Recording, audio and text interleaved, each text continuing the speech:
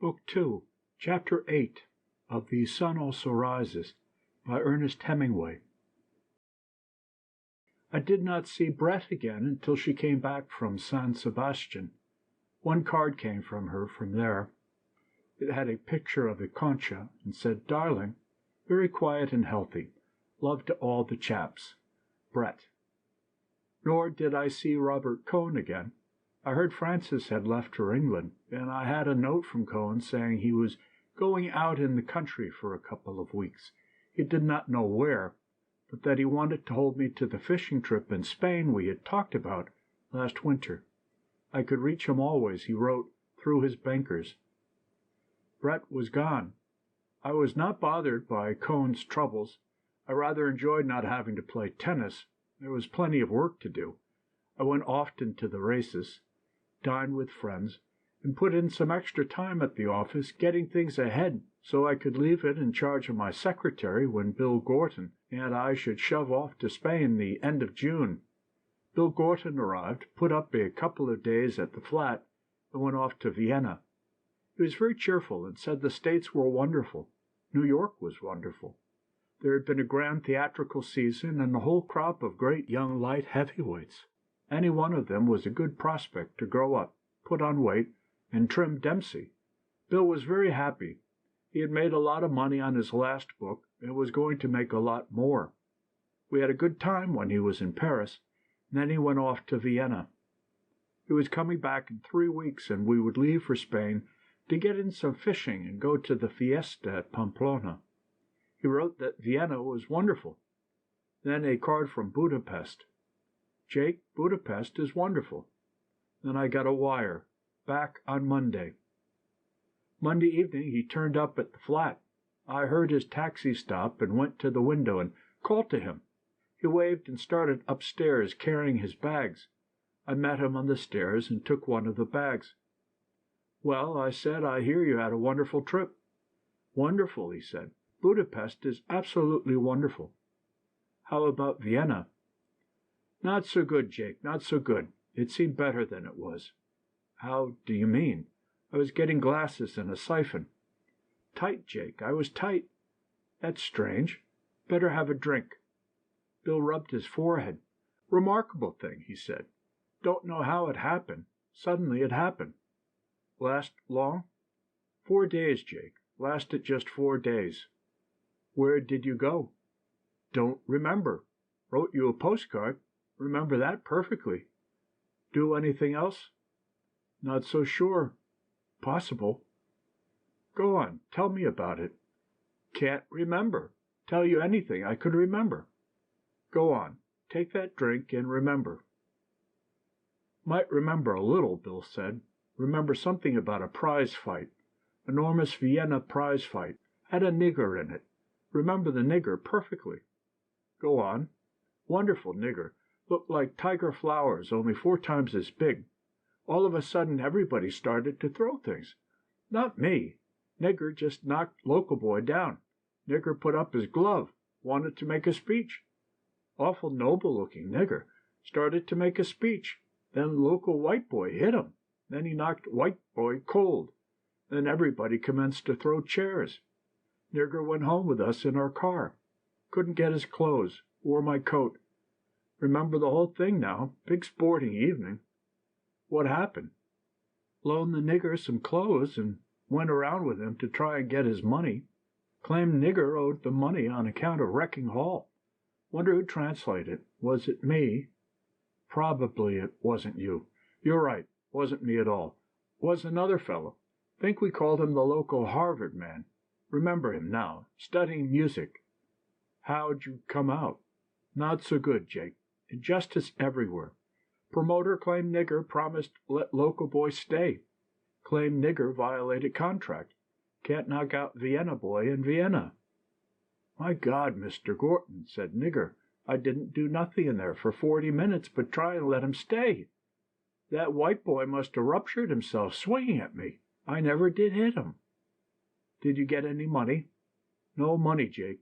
All we could get was nigger's clothes. Somebody took his watch, too. Splendid nigger.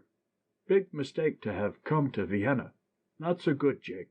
Not so good. What became of the nigger? Went back to Cologne. Lives there. Married. Got a family. Going to write me a letter and send me the money I loaned him. Wonderful nigger. Hope I gave him the right address. You probably did. Well, anyway, let's eat, said Bill. Unless you want me to tell you some more travel stories. Go on. Let's eat. We went downstairs and out onto the boulevard St. Michel in the warm June evening. Where will we go? Want to eat on the island? Sure. We walked down the boulevard. At the juncture of the Rue d'Enfer Rochereau with the boulevard is a statue of two men in flowing robes. I know who they are. Bill eyes the monument. Gentlemen who invented pharmacy. Don't try and fool me on Paris.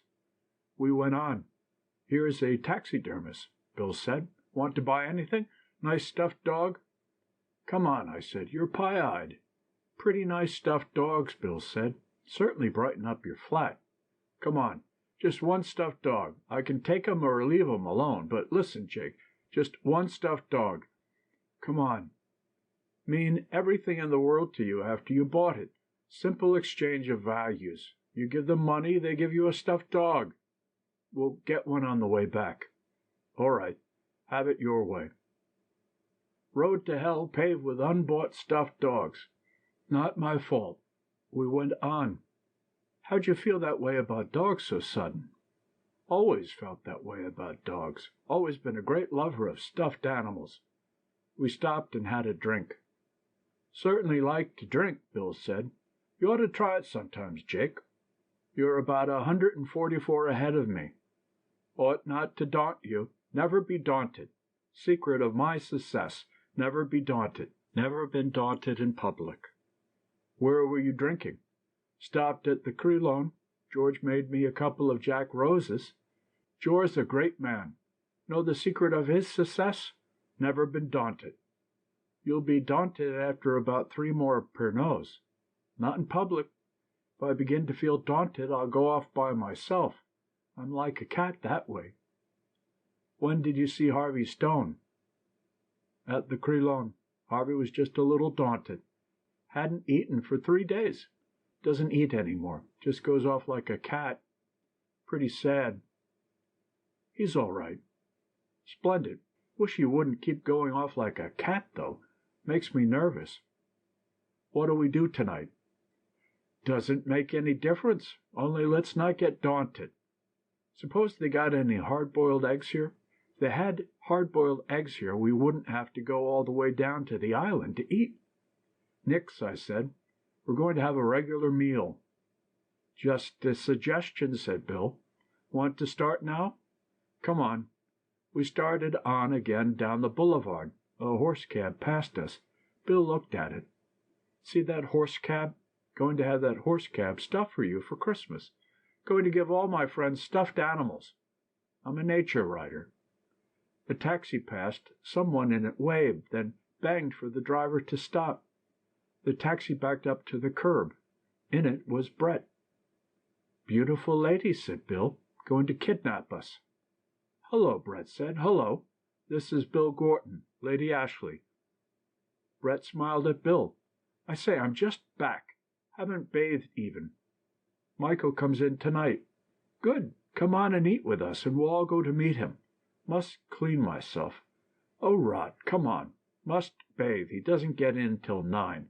Come and have a drink, then, before you bathe. Might do that. Now you're not talking rot. We got in the taxi. The driver looked around. Stop at the nearest bistro, I said. We might as well go to the Closerie, Brett said. I can't drink these rotten brandies. Closerie de Lille. Brett turned to Bill. Have you been in this pestilential city long? Just got in today from Budapest. How was Budapest? Wonderful. Budapest was wonderful. Ask him about Vienna. Vienna, said Bill, is a strange city. Very much like Paris. Brett smiled at him, wrinkling the corners of her eyes. Exactly, Bill said. Very much like Paris at this moment. You have a good start. Sitting out on the terraces of the Lilas, Brett ordered a whiskey and soda. I took one, too. and Bill took another Pernod. "How are you, Jake?" "Great," I said. "I've had a good time." Brett looked at me. "I was a fool to go away," she said. "One's an ass to leave Paris." "Did you have a good time?" "Oh, all right. Interesting. Not frightfully amusing." "See anybody?" "No, hardly anybody. I never went out." "Didn't you swim?" "No, didn't do a thing." "Sounds like Vienna," Bill said. Brett wrinkled up the corners of her eyes at him. "So that's the way it was in Vienna. It was like everything in Vienna."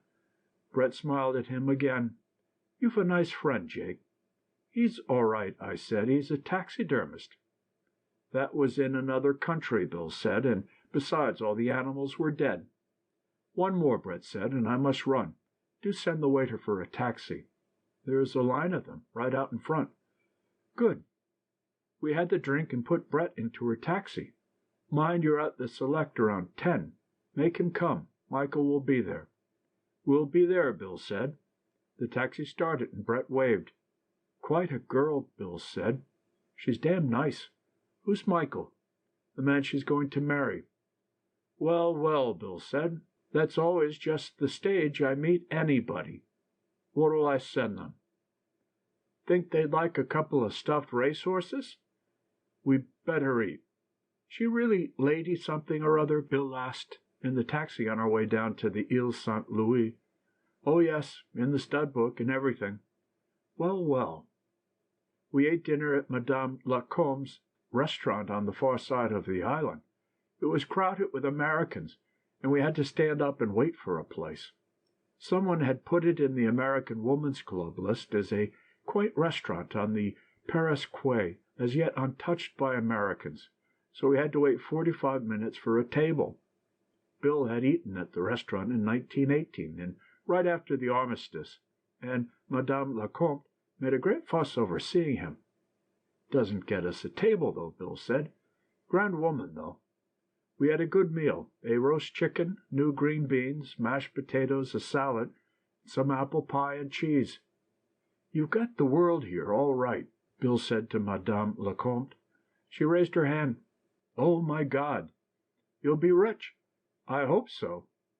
After the coffee and a fin, we got the bill, chalked up the same as ever on a slate. That was doubtless one of the quaint features, paid it, shook hands, and went out. "You never come here any more, Monsieur Barnes," Madame Lacombe said. "Too many compatriots.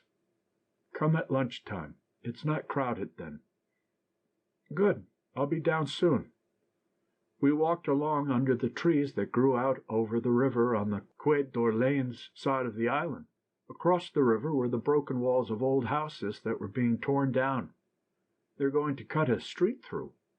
"They would," Bill said. We walked on and circled the island. The river was dark, and a bateau mouche went by, all bright with lights, going fast and quiet up and out of sight under the bridge. Down the river was Notre Dame, squatting against the night sky. We crossed to the left bank of the Seine by the wooden footbridge from the Quai de Béthune, and stopped on the bridge and looked down the river at Notre Dame. Standing on the bridge, the island looked dark. The houses were high against the sky, and the trees were shadows. "It's pretty grand," Bill said. "God, I'd love to get back." We leaned on the wooden rail of the bridge and looked up the river to the lights of the big bridges. Below, the water was smooth and black. It made no sound against the piles of the bridge. A man and a girl passed us. They were walking with their arms around each other. We crossed the bridge and walked up the Rue du Cardinal Limon. It was steep walking, and we went all the way up to the Place Contrescarpe. The arc light shone through the leaves of the trees in the square, and underneath the tree was an S-bus ready to start. Music came out of the door of the Negre Joyeux. Through the window of the Café aux Amateurs I saw the long zinc bar. Outside on the terrace working people were drinking. In the open kitchen of the Amateurs a girl was cooking potato chips in oil. There was an iron pot of stew. The girl ladled some onto a plate for an old man who stood holding a bottle of red wine in one hand. Want to have a drink?" "No," said Bill, "I don't need it." We turned to the right off the Place Contrescarpe, walking along smooth, narrow streets with high old houses on both sides. Some of the houses jutted out toward the street, others were cut back. We came out on the Rue du Pot de Fer and followed it along until it brought us to the rigid north and south of the Rue Saint Jacques, and then walked south past Val de Grace, set back behind the courtyard and the iron fence to the Boulevard du Port Royal. "What do you want to do?" I asked. "Go up to the café and see Brett and Mike?" "Why not?" We walked along Port Royal until it became Montparnasse, and then on past the Lillas, La Vigne's, and all the little cafés. Demois crossed the street to the Rotonde, past its lights and tables to the Select. Michael came toward us from the tables. He was tanned and healthy looking. "Hullo, Jake," he said. "Hullo, hullo. How are you, old lad? You look very fit, Mike." "Oh, I am. I'm frightfully fit. I've done nothing but walk all day long. 1 drink a day with my mother at tea." Bill had gone into the bar. He was standing talking with Brett, who was sitting on a high stool, her legs crossed. She had no stockings on. "It's good to see you, Jake," Michael said. "I'm a little tight, you know. Amazing, isn't it? Did you see my nose?" There was a patch of dried blood on the bridge of his nose. "An old lady's bags did that," Mike said. "I reached up to help her with them, and they fell on me." Brett gestured at him from the bar with her cigarette holder and wrinkled the corners of her eyes.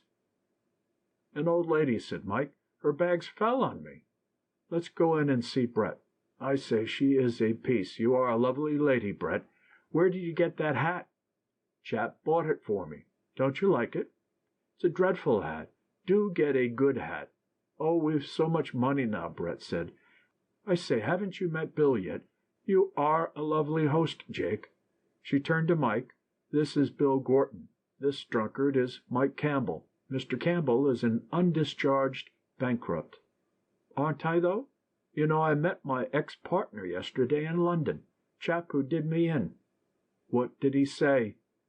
"Bought me a drink. I thought I might as well take it. I say, Brett, you are a lovely piece. Don't you think she's beautiful?" "Beautiful? With this nose?" "It's a lovely nose. Go on, point it at me. Isn't she a lovely piece?" "Couldn't we have kept the man in Scotland? I say, Brett, let's turn in early." "Don't be indecent, Michael. Remember, there are ladies at this bar." "Isn't she a lovely piece? Don't you think so, Jake?" "There's a fight tonight," Bill said. "Like to go?" "Fight?" said Mike. "Who's fighting?" "Ledoux and somebody." "He's very good, Ledoux," Mike said. "I'd like to see it, rather." He was making an effort to pull himself together. "But I can't go. I had a date with this thing here. I say, Brett, do get a new hat." Brett pulled the felt hat down far over one eye and smiled out from under it. "You two run along to the fight. I'll have to be taking Mr. Campbell home directly." "I'm not tight," Mike said. "Perhaps just a little. I say, Brett, you are a lovely piece." "Go on to the fight," Brett said. "Mr. Campbell's getting difficult." "What are these outbursts of affection, Michael? I say you are a lovely piece." We said good night. "I'm sorry I can't go," Mike said. Brett laughed. I looked back from the door. Mike had one hand on the bar and was leaning toward Brett, talking. Brett was looking at him quite coolly, but the corners of her eyes were smiling. Outside on the pavement I said, "Do you want to go to the fight?" "Sure," said Bill, "if we don't have to walk." Mike was pretty excited about his girlfriend, I said in the taxi. "Well," said Bill, "you can't blame him such a hell of a lot." End of chapter 8.